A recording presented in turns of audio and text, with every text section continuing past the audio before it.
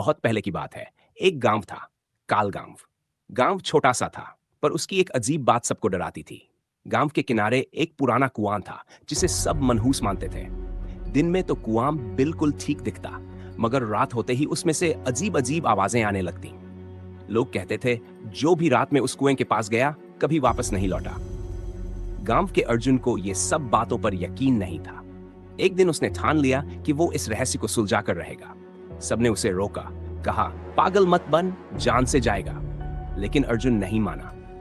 रात होते ही मशाल लेकर वो कुएं के पास पहुंच गया। जैसे ही अर्जुन कुएं के पास पहुंचा, उसे किसी के कदमों की आवाज सुनाई दी, लेकिन चारों तरफ सन्नाटा था। तभी अचानक कुएं से सफेद धुआं निकलने लगा और अर्जुन को खींचने लगा।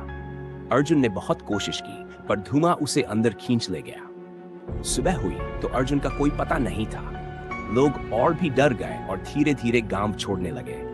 आज भी उस कुएं के पास कोई नहीं जाता। कहते हैं अर्जुन की आवाज अभी वहां गूंजती है। तो गांव वालों ने ठान लिया था कि उस कुएं के आसपास भी नहीं फटकेंगे। जो बचा खुचा गांव में था, वो भी धीरे धीरे डर के मारे अपना सामान समेटने लगा।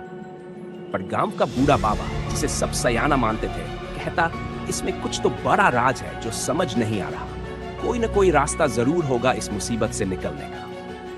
मगर लोग उसकी बातों को भी अब बस किस्से कहानियों जैसा मानने लगे थे। एक दिन अर्जुन की छोटी बहन रीमा, जिसने बचपन से ही अपने भाई को हीरो माना था, उससे रहा नहीं गया। उसने बाबा से कहा, बाबा, मुझे भाई को वापस लाना है, आप ही बताओ क्या करना चाहिए।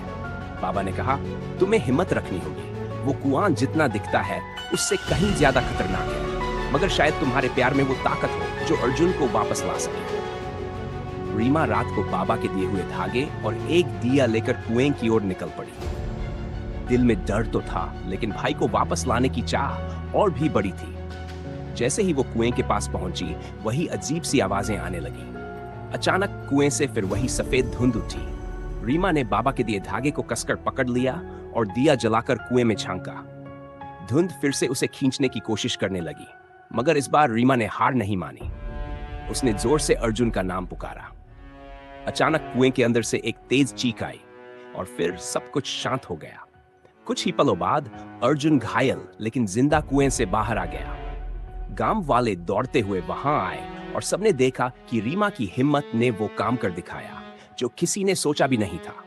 बाबा मुस्कुराते हुए बोले, सच्चा प्यार और हिम्मत, इनसे बड़ा कोई जादू नहीं। उस दिन के बाद से कुएं की रहस्यमय घटनाएं हमेशा के लिए बंद हो गई और गांव में फिर से सब कुछ सामान्य। इस कहानी का असली रहस्य बड़ा दिलचस्प है। दरअसल वो कुआं साधारण नहीं था, बल्कि पुराने जमाने का एक शक्तिशाली साधु वहां तपस्या करता था। उसकी तपस्या के दौरान कोई भूल हुई, जिससे उसकी आत्मा कुएं में कैद हो गई।